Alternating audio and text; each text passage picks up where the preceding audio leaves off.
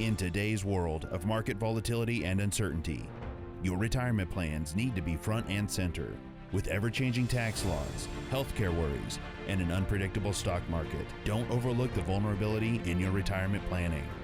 Protecting your family and estate will be difficult with shifting policies in Washington. It's more important than ever to keep an eye on retirement.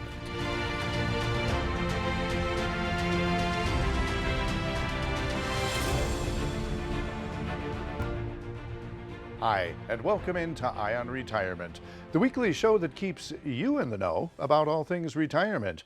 I'm your host, Rick Everett, and if you're joining us for the first time, welcome in. And if you're one of our regular viewers, welcome back. We've got a full complement of panelists for this episode of Eye on Retirement. To begin with, Julie Newton, an advisor with Market Advisory Group. Pat Dougherty with Market Tax Services. Cory Hiebert with Market Medicare Advisors. And Gerald Eidelman of Eidelman Law Firm. Panel, thank you all for being here. Julie, we spend a lot of time talking about the most common issues that retirees share: market loss, taxes, high fees. But there are some situations that seem so uncommon, and we forget to tell those stories from time to time. You were telling me about an unusual case earlier, and I was wondering if you could share about that. Absolutely. So you're talking about some folks that I met with recently, Delilah and Joe.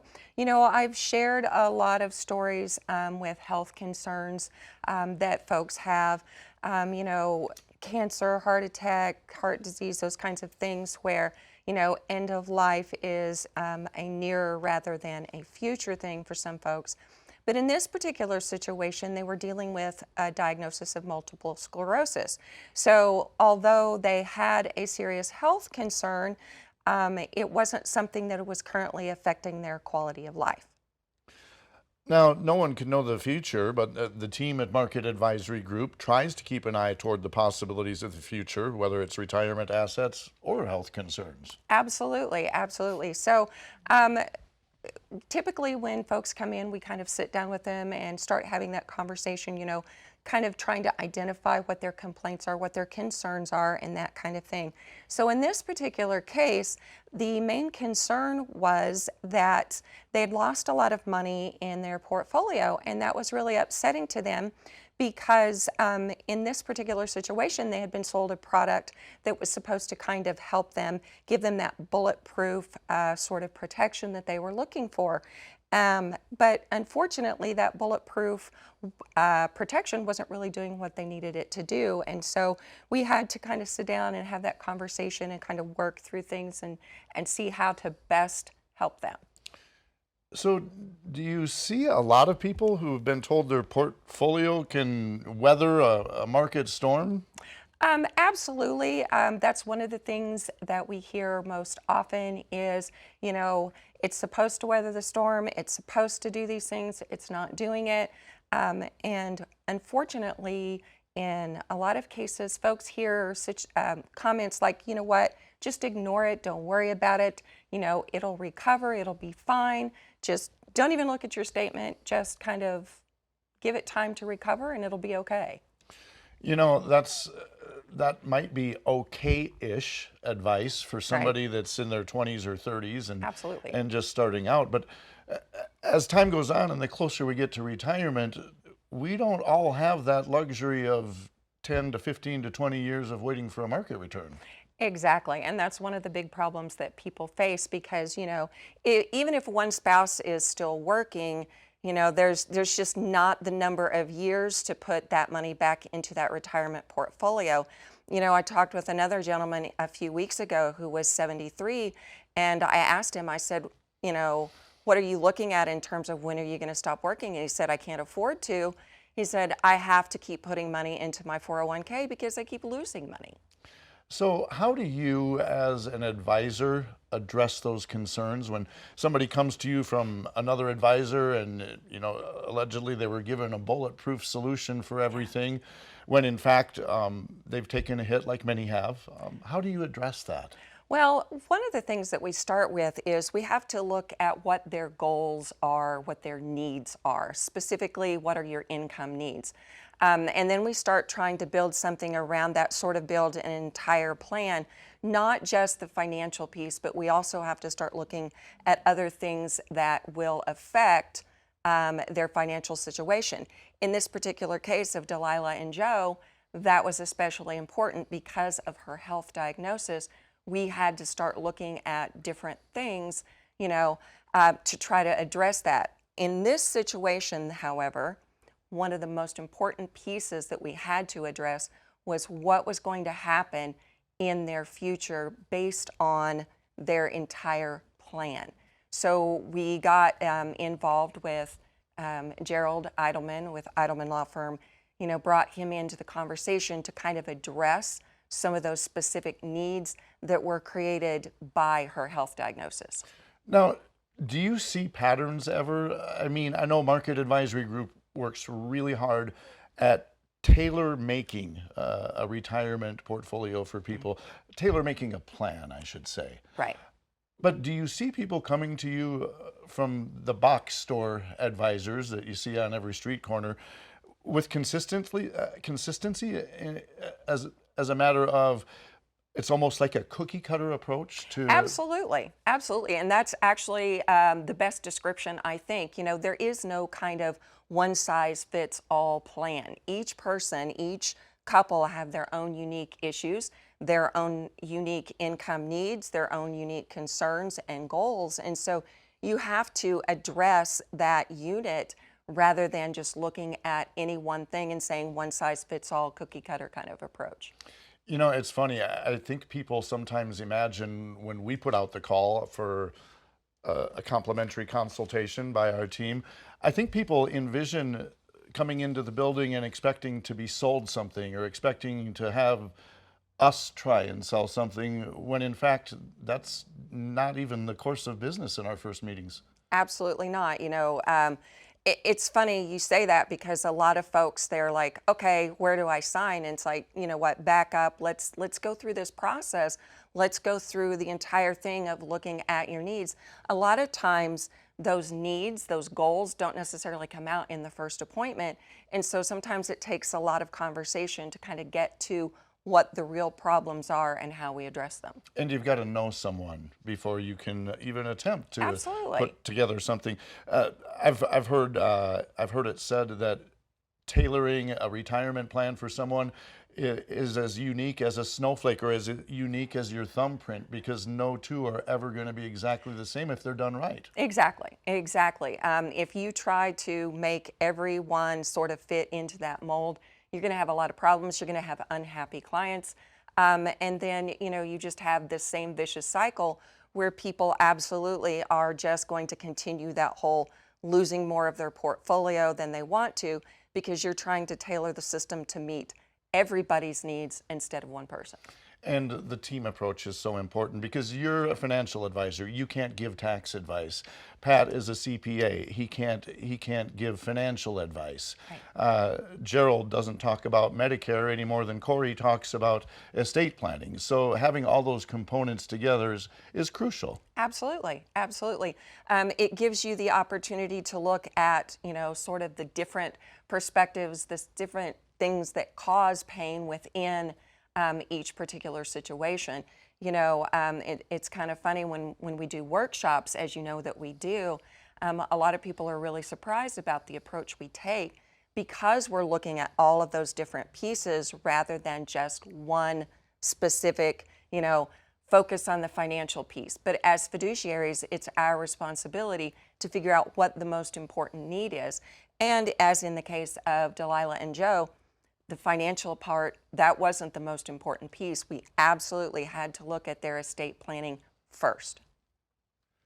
Do you have a whole team looking out for your best interests in retirement? And if not, what crucial piece of information could you be missing?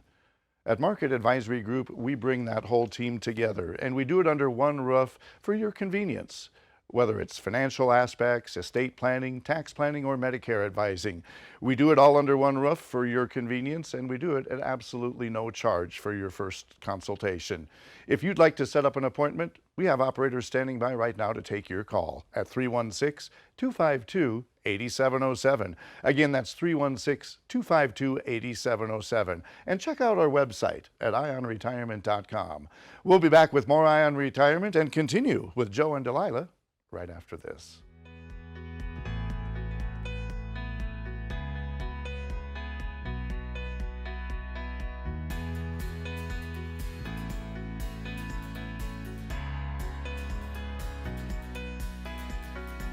When people work with Market Advisor Group, they get a feel of sense of family. There's a lot of relationships that are made and going on in this conference room, and we really take a lot of pride in that and a lot of satisfaction in that. Every client we work with, we make a custom-made plan to fit them and help reach their goals in life. Another thing that makes us unique is we want to meet regularly with our clients and have reviews. Market Advisory Group, we have a process, and the process we take people through is first to understand what they have, understand who they are, and then we put together an income plan for them and show them how they can look forward to retirement and not look, though retirement is going to be a stressful time. It needs to be a stress-free time. A few unique features of working with Market Advisor Group is holistic in-house financial consultants. We've got an in-house CPA, Joshua, an in-house estate planning attorney, Gerald, an in-house Medicare advisor, Bill. We rely on all of those professionals for, again, additional service within our consultative process, making sure that we've got the advice and the expertise behind the recommendations that we make. You know, as an advisor, I'm not there to sell them one way or the other. I'm there to educate them, to let them know what their choices are. Then I try to help them make the right choice where they can save money and feel confident in their decision. Absolutely the best part of my job is getting a stack of paperwork from somebody and they don't know what to do, and then I can turn around and give them back a tax return, but also to be able to explain what they can do next year that will give them a better answer than what they had this year. When we've got clients that are calling and they need to help out a child or need to help out a grandchild or need to help themselves out and they're in a situation they didn't expect to be in, I really relish the opportunity to help them through that, help them make the educated decisions in somewhat stressful situations, because a lot of folks don't have that type of counsel. We meet with so many people one-on-one in this office that don't ever end up becoming a customer or doing business with us, and that's okay. But when they leave our office, we know that we've helped them either get some answers to some of the questions they had or get some clarity on maybe their own path. But one of the things that we hear all the time is, I wish I would have met you guys 10 years ago, because how much further could I be down the road? Well, Johnny Appleseed said, you know, when's the best time to plant a tree? 10 years ago. When's the second best time? Today. And so if we can help people today going forward, that just brings an incredible amount of comfort and excitement for us to come to work every day.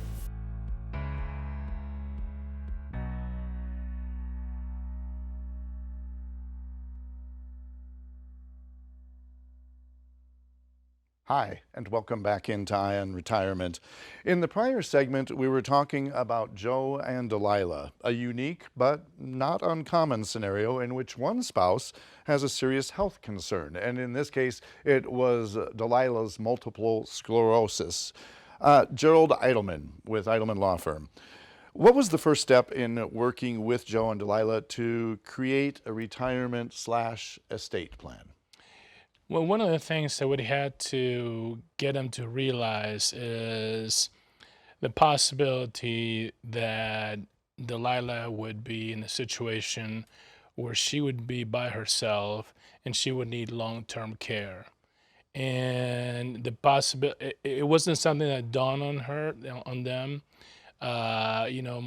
They assumed that Delilah was going to go first because of the disease, but that's not necessarily the case. MS can be a long-running disease and is debilitating over time, and you wind up being bedridden. So, Joe was taking care of his wife.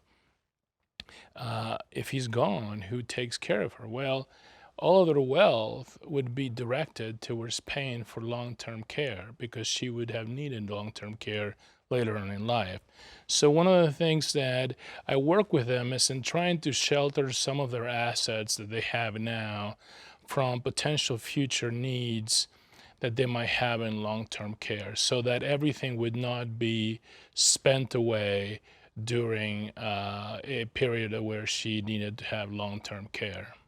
Now, and when it comes to long-term care, the providers can come after assets? Well, the way it works is the providers can, but usually what it is you turn to some method to help pay for it. One is obviously private pay, the most popular one being Medicaid. The problem is Medicaid would look at your resources and how much money you have available to you to pay for your own care, and basically flat out deny you if you have too many assets, expecting you to spend all your assets down to as little as $2,000 before they would come in and cover a cent. So they wanted to save some of their assets for the next generation, and it was in danger if something happened to Joe that this would be wiping out their entire nest egg. So we did some work. We moved some houses, some property they had, and we put it in a Medicaid Asset Protection Trust so that if the time came, that it would not be a complete bleeding of all of their assets. Sounds like very tactical protection. That's the idea, yes. Julie, it sounds like health concerns were front and center for this couple. So what was the next step? Well, in this particular situation, Joe was 65, but he was still working. The big concern being that they needed to make sure they maintained health care coverage given Delilah's diagnosis. And so, figuring out, can they still have that employer health care? What about Medicare since he was turning 65? So that became the next issue we had to address. Cory, Market Medicare Advisors, I'm assuming that you were called in at this point to kind of help navigate this terrain. Yeah, absolutely. Julie pulled the old Medicare guy into the meeting, but Joe is a real funny guy because we walk in and you can tell that this has been something that's been on Joe's mind for probably since he was 55, waiting to turn 65 and get eligible for Medicare. Now, when Joe came in, of course, his wife Delilah is using his insurance as her primary insurance, and it brought a new worry into Joe's world. Well, I'm about to turn 65. I need to take Medicare, but where's Delilah going to get her insurance from? And you saw this tension that he had built up in his own mind, and that's when I get to come in and be that advice giver, the fact finder. And after Joe had explained his situation to me, I said, Joe, this is about to be the best news you've gotten all year. You do not have to take Medicare when you turn 65. As soon as those words came out of my mouth, you just saw this sigh of relief. And he says, but Cory, I read all over about all these penalties and stuff I'm going to owe the rest of my life if I don't take Medicare. What are we going to do about that? And I said, you're absolutely right, Joe. The second that you go 1 month over the age of 65, Medicare starts assessing penalties to you. But with the help of a couple different forms that we can fill out with Medicare, proving that we had insurance the entire time we were 65 and what Medicare deems as creditable coverage, we no longer need to take Medicare at 65. And I'll tell you, I'm one of the only insurance guys you'll ever find where if you walk into my office, sometimes the answer may be, there's nothing I can do to help you. You're in a great situation. Let's put Medicare off for a little while and just take it when you need it. And so that is an option as long as there is coverage provided from somewhere. You're very close with that, and it's the wording that's a little bit off, is you need to deem that it's creditable coverage, because we do see more popular that people are going outside of their workplace to find coverage, whether it be the marketplace or a group health share situation, and those types of things would not be something that Medicare deems as creditable, but that's something where if people bring in plan documents, we're able to take a look at and make sure that it satisfies all the criteria. As you can see, it does take a whole team to effectively plan for your retirement. And if you don't have a whole team looking out for your best interests, what piece of information could you be missing that could end up costing you money or, in this case, penalties down the road? At Market Advisory Group, we provide a holistic approach to retirement planning, whether it's the investment guidance or estate planning, tax advising, or Medicare advising. We do it all, and we do it all under one roof for your convenience. If you'd like to set up a complimentary, no obligation consultation, operators are standing by right now to take your call at 316-252-8707. And please check out our website at ionretirement.com. There you can view past episodes. We'll be back with the final segment of this show right after this. How confident are you in your current financial plan? Do you know with certainty how the recent market volatility will affect your future hopes and dreams? How much are you paying in taxes? And how much are you losing to unnecessary high fees? You didn't work to save this money so that you could spend your time worried in retirement. Now is the time to take charge of your finances so you can feel confident about your future. Call in during the next 30 minutes of today's show only to set up an absolutely complimentary, no obligation, full-blown financial review that will result in your own customized written plan. This is a $999 value that we're giving away complimentary to the first 10 people who respond. We'll start with a full-blown analysis of what you already have. By running a report to untangle how much you are currently paying in fees, how you're allocated for risk, and what it's costing to work with your current advisor. Next, we'll identify your goals. Where do you see yourself in the next 5 years? Where do you want to go, and who do you hope to go there with? Is your current financial plan set up to get you there without mishap?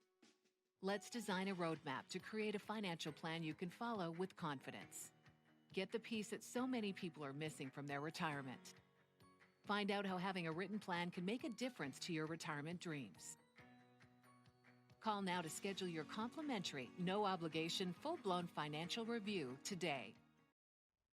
Hi, and welcome back into the final segment of this edition of Eye on Retirement. In the prior two segments, we covered fiduciary responsibilities, along with estate planning and the health insurance dynamic. But how did tax planning come into play for Joe and Delilah?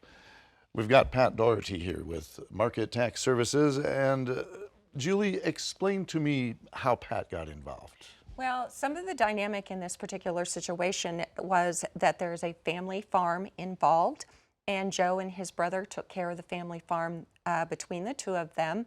There's some farming, there's some rental of some of the land and that kind of thing. And the farm itself was owned by a family trust, which belonged to their aunt. And so there was some confusion on who paid property taxes, who did what. And so we had to get Pat involved to kind of clarify some of that stuff. Pat, take it away. Well, when they first came to us, the first thing he said is, the land is, the farm property is in a trust. Well, what kind of trust? There's several different kinds of trust, and it's going to play into who gets to take the tax deduction for it. It turned out that it was in a grantor trust by him, so he owned the property that was in the trust, and they also owned a piece of land that was co-owned by him and his brother. But his mother was living in the house, and she had a life estate, meaning she could live there for the rest of her life, and she thought she had to pay the real estate taxes. And this house was on the farmstead? Right. Okay. And they were wondering about who gets to take the deduction.